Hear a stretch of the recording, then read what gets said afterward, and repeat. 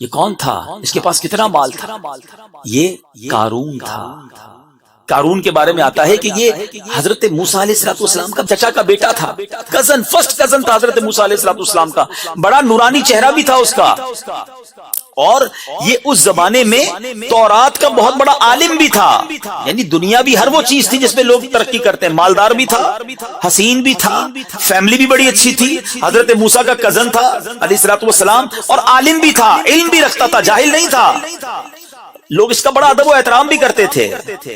پھر اس کو زوال کیسے آیا، پھر سب کولیپس کیسے ہو گیا، پھر وہ تباہ و برباد اور اللہ کی بارگاہ سے مردود کیسے ہو گیا؟ ذرا ٹرائی ٹو انڈرسٹینڈ۔ یہاں بڑی فیملی والے بھی موجود ہیں، مالدار بھی موجود ہیں، گڈ لکنگ بھی موجود ہیں، لوگوں میں عزت بھی ہے میری اور آپ کی، میں آپ کو اپنے ساتھ شامل رکھ کے بات کر رہا ہوں، سب کچھ اللہ نے دیا ہے۔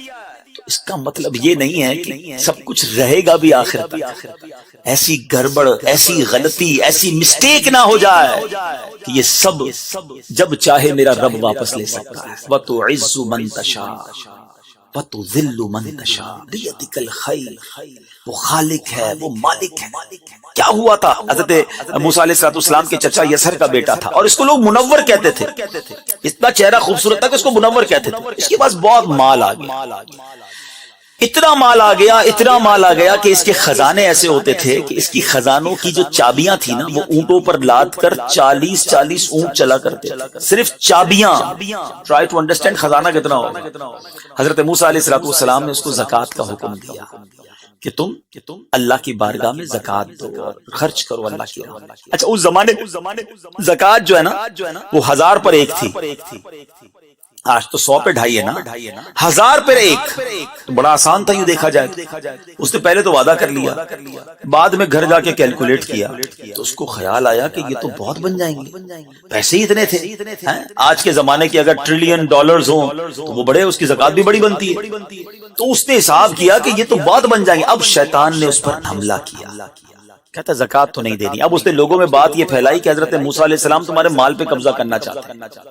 حضرت موسیٰ علیہ السلام کے خلاف کمپیننگ شروع کر دی، اور اس بدبخت نے کیا کیا کہ ایک عورت کو انگیج کیا، ہائر کیا، اور اس نے کہا کہ تم جا کے حضرت موسیٰ علیہ السلام پر بھرے مجمع میں الزام لگا دے۔ یہ میں قرآنی واقعہ سنا رہا ہوں آپ کو، انٹرسٹنگ بھی ہے اور عبرتناک بھی ہے، اور یہ سارا واقعہ سنانے کے پیچھے ایک مقصد یہ بھی ہے کہ ریئلائز ہو کہ قرآن میں کیا کیا موجود ہے۔ پڑھیں گے تو پتہ چلے گا نا۔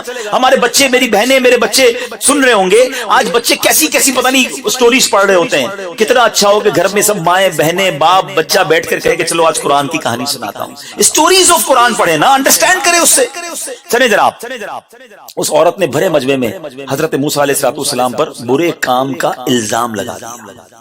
حضرت موسیٰ علیہ السلام، اللہ اکبر، جب آپ نے یہ الزام سنا تو آپ جلال میں آ گئے، اور آپ نے کہا کہ اس عورت کو لاؤ۔ جب وہ عورت لائی گئی تو آپ نے فرمایا اے عورت، تجھے اس اللہ کی قسم جس نے بنی اسرائیل کے لیے دریا کو پھاڑ دیا تھا اور عافیت کے ساتھ سلامتی سے نکال کر فرعون کو غرق کر دیا، سچ سچ کہہ دے واقعہ کیا ہے۔ حضرت موسیٰ علیہ السلام کا یہ جلال نبوت دیکھا، وہ عورت سہم گئی اور کانپ کر کہنے لگی کہ حضور، یہ قارون نے مجھے کثیر دولت کا لالچ دے کر آپ کے خلاف گواہی دینے کے لیے بھیجا۔ اللہ اکبر، آپ نے پہلے تو سجدہ شکر کیا ہے، اللہ پاک کی بارگاہ میں شکر ادا کیا، اور اب آپ نے دعا مانگی کہ اے اللہ، اب قارون پر اپنا قہر نازل فرما۔ اللہ کے نبی سے اس نے جنگ کی نا، اب آپ نے دعا فرمائی کہ اے اللہ اس پر قہر نازل فرما۔ اب مجمع میں سے کہا کہ جو بھی قارون کا ساتھی ہے وہ اس سے الگ ہو جائے، کیونکہ اب عذاب آنے والا۔ اس بدبخت کے 2 ساتھی تھے جو اس وقت بھی جدا نہیں ہوئے۔ اب حضرت موسیٰ علیہ السلام نے زمین کو حکم دیا کہ اے زمین پکڑ لے اس کو۔ تو اب قارون جو ہے گھٹنوں تک زمین میں دھس گیا۔ آپ نے دوبارہ زمین سے فرمایا پکڑ لے اس کو، اب وہ کمر تک دھس گیا۔ اب قارون بلبلانے لگا، رونے لگا، معافیا مانگنے لگا، میں آپ کا رشتہ دار، مجھے معاف کر دیجئے۔ اور وہ جو لوگ تھے نا، وہ جو اس کے ساتھی تھے، وہ کہتے ہیں اس لیے دھسا رہے ہیں حضرت موسیٰ علیہ السلام کیونکہ اس کا خزانہ آپ رکھ لیں گے۔ اللہ اکبر، اللہ کے نبی کو کیا ضرورت ہے خزانے کی، آپ نے حکم دیا اور یہ خزانہ جو ہے وہ بھی زمین میں اس کے ساتھ غرق ہو گیا۔ اور روایتوں کا مضمون ہے کہ یہ قیامت تک دونوں دھستے رہے، قارون بھی اور اس کا خزانہ۔ یہ واقعہ سورہ قصص کے اندر تفصیل کے ساتھ یہ موجود ہے میرے بیچ اسلامی بھائی۔ اب بتائیے یہ واقعہ قرآن کا واقعہ ہے، اسٹوری آف قرآن ہے، کیا میسج ہے اس میں؟ کہ مال بہت زیادہ مل جانا کمال نہیں ہے، اس مال کا حق ادا کرنا اللہ کی بارگاہ میں جو مجھ پر اور آپ پر لازم قرار دیا. یا ان لوگوں کے لیے بھی درس ہے کہ جو زکوٰۃ تو دیتے ہیں مگر زکوٰۃ کو بھی بوجھ سمجھ رہے ہوتے ہیں. او ہو جناب بہت پیسے دینے پڑیں گے، 2-2.5 کروڑ روپے زکوٰۃ بنتی ہے میری، تو کیسے نکالوں؟ رمضان آ گیا. اللہ کے بندے، اللہ نے 100 کروڑ دیے تو 2.5 کروڑ بنی ہے نا، اس کا شکر ادا کرو. جس کو رب نے دیا، زکوٰۃ دینے میں پرابلم ہے لوگوں کو، نہیں کریں ایسا، ورنہ یہ مال کسی کام کا نہیں، عذاب بن جائے گا. یہ قارون کا خزانہ یہ بتاتا ہے کہ خزانہ بہت بڑا ہو لیکن وہ عذاب بھی ساتھ لے آتا ہے اگر اس کا حق ادا نہ کیا جائے. اور دوسری بات اس بات سے یہ سیکھنے کو ملی کہ کبھی بھی تکبر نہیں کرنا ہے، پراؤڈ نہ کریں. اللہ نے اگر کچھ بنا دیا ہے نا، کوئی موقع مل گیا ہے، کوئی مقام مل گیا ہے، تو یہ دیکھیں کیا نہیں تھا اس کے پاس، فیملی بھی تھی، خوبصورتی بھی تھی، پیسہ بھی تھا، علم بھی تھا، عزت بھی تھی. یہی تو چاہیے ہوتا ہے دنیا میں، سب کچھ تھا. لیکن جب اس نے اللہ کے نبی کی بات نہ مانی، تکبر کیا، وہ سب چلا گیا. آج قارون کا نام لیتے ہیں تو عبرت کے طور پر لیتے ہیں. ایسا نہیں مشہور ہوتا کہ بہت امیر آدمی تھا، بڑے مزے والی زندگی تھی. دھس رہا ہے اس وقت بھی میں بیان کر رہا ہوں، وہ زمین میں دھس رہا ہے. یاد رکھیے گا متکبر اللہ کو پسند نہیں آتا، اللہ کو عاجزی والا بندہ پسند آتا ہے. زندگی میں کچھ بھی مل جائے ہمیشہ یہ یاد رکھنا یہ رب نے دیا ہے، اور جس نے دیا ہے نا وہ جب چاہے واپس بھی لے سکتا ہے. بزرگ بیٹھے پوچھیں ان سے، ہم نے پل میں امیروں کو کنگال ہوتے دیکھا ہے، زکوٰۃ دینے والوں کو زکوٰۃ لینے والا ہوتے دیکھا. یہ کب چلی جائے پتہ نہیں نعمت، جب تک ہے شکر ادا کریں. اور قرآن میں کتنا خوبصورت وعدہ ہے، لَإِن شَكَرْتُمْ لَأَزِيدَنَّ، تم میرا شکر ادا کرو میں تمہیں اور عطا کروں. کیسا کریم ہے میرا مالک، بس شکر ریکوائرڈ ہے، تو شکر ادا کریں، تکبر نہ کریں. میں کچھ بھی نہیں ہوں، جو دیا ہے میرے رب نے دیا ہے. اور اللہ پاک مال دے تو صدقہ خیرات کریں، زکوٰۃ ادا کریں، اور غریبوں سے ملاقات، میل ملاپ رکھیں. یہ فیل نہ کریں کہ میں اب سپیریئر ہوں اور یہ غریب ہے، یہ تو نارمل آدمی ہے، میں بہتر ہوں. نہیں، یہی تو کہا تھا شیطان نے. واٹ از دا اس کا کرائم کیا تھا شیطان کا؟ کیا کہا تھا اس نے حضرت آدم علیہ السلام کو دیکھ کر؟ انا خیر من، میں اس سے بہتر ہوں. خلقتنی من نار وخلقتہ من طین، تو نے مجھے تو آگ سے بنایا، اس کو مٹی سے بنایا. اب ذرا غور کیجئے، شیطان جنت کا خزانچی تھا، معلم الملکوت فرشتوں کا استاد تھا، زمین کے چپے چپے پر اس نے سجدے کیے تھے، عبادت میں اپنا ثانی نہیں رکھتا تھا. جسٹ اونلی ونس ہی میڈ تکبر، پراؤڈ. اینڈ واٹ ہیپنڈ، ہوا کیا؟ راندہ درگاہ مردود، قیامت تک کے لیے سارا چہرے کا نور چھین لیا گیا. شیطان ایک ایگزامپل ہے میرے اور آپ کے لیے. اس نے زندگی میں ایک بار کہا انا خیر من. اور آج ایسا لگتا ہے ہم کہتے تو نہیں ہیں مگر روز محسوس یہی کروا رہے ہوتے میں اس سے بہتر ہوں، یہ ملازم ہے، یہ غریب ہے، اس کا رنگ بھی سانولا ہے، کپڑے بھی میلے ہیں اس کے. ہم کہتے نہیں ہیں کہ میں بہتر ہوں، مگر سچ بتاؤ میرا اور آپ کا ایٹیٹیوڈ کیا ہوتا ہے؟ اگر خدا نہ خواستہ تکبر میں ہم میں سے کوئی مبتلا ہے تو وہ سوچ لے کہ تکبر کرنا اللہ کو سخت ناپسند ہے. اللہ مجھے اور آپ کو عاجزی عطا فرمائے. اللہ نے حسن دیا ہے، اللہ نے پیسے دیے ہیں، اللہ نے علم دیا ہے، اللہ نے طاقت دی ہے، اللہ نے مقام دیا، اللہ نے دیا ہے. میں کچھ بھی نہیں ہوں، میری کوئی اوقات نہیں ہے. تو اپنے سے کمزور لوگوں کے ساتھ بیٹھیں، کھانا کھایا کریں، اٹھے بیٹھا کریں، اور انہیں فیل کروائیں کہ آپ اپنے آپ کو ان سے سپیریئر نہیں سمجھتے. مگر یہاں تو حال یہ کہ برابر میں بیٹھنا پسند نہیں کرتے، بٹھاتے نہیں ہیں. میرے برابر میں کیسے بیٹھ گئے؟ ادھر بیٹھو، ملازمین ادھر بیٹھے، کھڑے ہو کے بات کرو، بیٹھ کے بات نہیں کرو. استغفر اللہ. پھر تکبر کس شے کا نام ہے مجھے بتائیے. بنی اسرائیل میں ایک شخص تھا بڑا عبادت گزار، اتنا عبادت گزار کہ وہ جدھر جاتا اس کے ساتھ بادل چلتا تھا، اتنی نیکیاں تھیں. تو ایک بار ایک گناہگار شخص نے سوچا یار یہ اتنا نیک ہے، میں اتنا گناہگار. فرق دیکھیں، ڈفرنس دیکھیں، عاجزی، انکساری، شرم. سوچنے لگا اتنا گناہگار ہوں میں تو کچھ بھی نہیں، اتنا نیک آدمی ہے، اس کے پاس جا کے بیٹھ جاؤں گا تو اس پر جو رحمتیں برس رہی ہیں میرا بھی کام ہو جائے گا. بڑا اچھی انٹینشن تھی نا، ریپنٹنس کی، توبہ کی نیت تھی. وہ جا کے اس کے برابر میں بیٹھ گیا.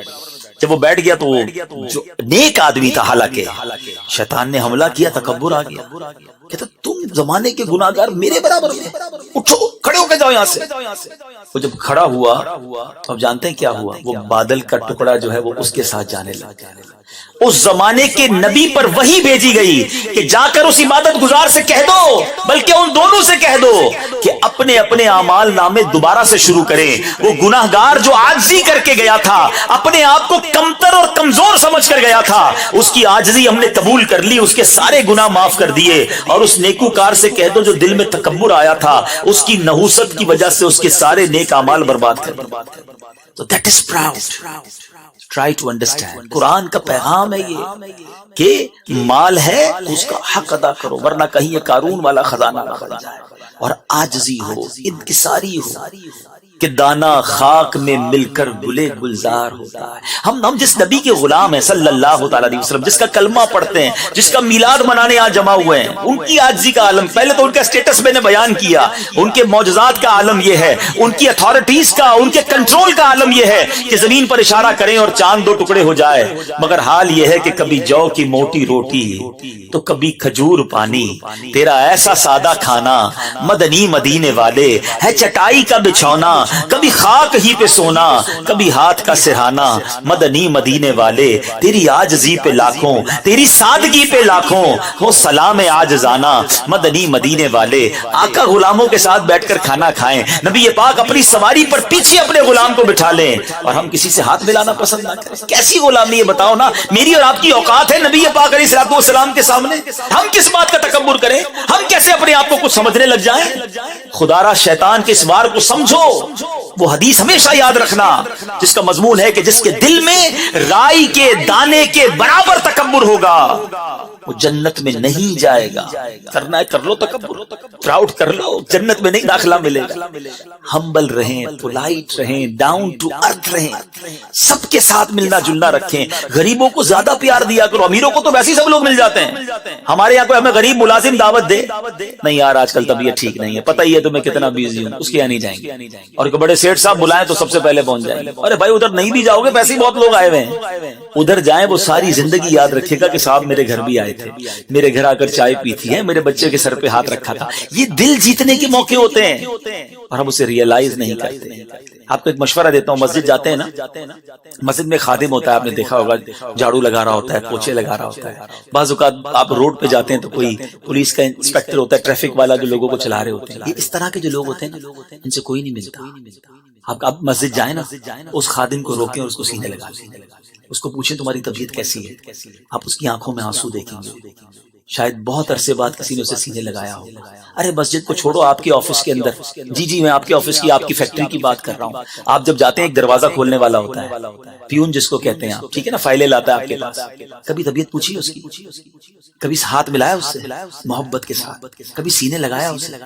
آپ کا باورچی، آپ کا ڈرائیور، آپ کے گارڈز بھی ہوں گے، ایک بار یہ کہ دیکھو کہ آج میں تمہارے ساتھ کھاؤں گا، گھر سے کیا لائے ہو؟ آپ کو ہو سکتا ہے کبھی کبھی آپ نکلتے ہو نا تو وہ گھر کا کھانا چھوٹا سا سبزی روٹی کسی کونے میں بیٹھ کے کھاتا ہوگا، بیٹا گھر سے کیا آیا ہے؟ میں آج تمہارے ساتھ کھاؤں گا۔ اب بلیو کرو یہ جو دو آپ کے دو نوالے ہوں گے اور اس کے دل سے جو آپ کے لیے خوشی کے لمحات ہوں گے نا، آپ ریئلائز نہیں کر سکتے۔ آپ اپنے خان سامہ، اپنے ڈرائیور کو سینے لگایا کرو، ان کی طبیعت پوچھا کرو، وہ گھر بلائیں تو چلے جایا کرو۔ میں آپ کے آقا علیہ الصلوۃ والسلام کی آپ کو بات بتاؤں، نبی پاک علیہ الصلوۃ والسلام کی بارگاہ میں ایک غلام آیا، کہتا حضور میرے گھر پہ آئیں گے، حضور پرانی چربی ہے اور چند کھجور ہے، مینیو بھی بتایا۔ آقا وہ ہے کہ جب آسمانوں پر جائیں تو فرشتے آسمان سجائیں، مقام یہ ہے۔ اور غلام کہتا ہے حضور گھر پہ آ جائیں، پرانی چربی چند کھجوریں ہیں۔ اللہ کے حبیب علیہ الصلوۃ والسلام اس کے گھر بھی تشریف لے گئے۔ یہ ہے میرے آقا کی سیرت۔ زندگی ایسی گزارو کہ لوگوں کے دلوں میں جیو، غریبوں میں پیار بانٹو۔ آپ کو میں ایک مشورہ دیا کرتا ہوں، آپ کو دیتا ہوں، اللہ کرے آپ میں سے کوئی بھی عمل کرے گا مجھے ثواب ملے گا۔ کبھی کبھی آپ مسجد جاتے ہوں گے نا تو آپ کو ایک آدھا کوئی ایسا معذور دکھتا ہوگا جس کے ہاتھ پیر بھی بازو کا ٹیڑھے ہوتے ہیں، چلنے میں بھی مشکل ہو رہی ہوتی ہے، آواز بھی وہ عجیب غریب نکالتا ہے کیونکہ اس کی زبان ٹھیک نہیں ہوتی، اس کو کوئی نہیں ہاتھ ملاتا۔ آپ رک جائیں، یقین کریں گے آپ کے لیے لاٹری ہے۔ آپ کو جب ایسا کوئی بندہ نظر آئے نا، سمجھ لیں یہ ثواب کی، سمجھ لیں ایک پیکٹ آ گیا، پارسل آ گیا، رک جائیں، 2 منٹ لگیں گے، اس کو قریب بلائیں، اس کو سینے لگائیں، بیٹا کیسے ہو آپ؟ ٹھیک ہو؟ کوئی کام ہے تو بتاؤ، تھوڑے پیسے تو دے دو اس کو۔ یقین کریں یہ وہ نیکیاں ہیں جو آپ کو کام آئیں گی۔ یہ اچھا یہ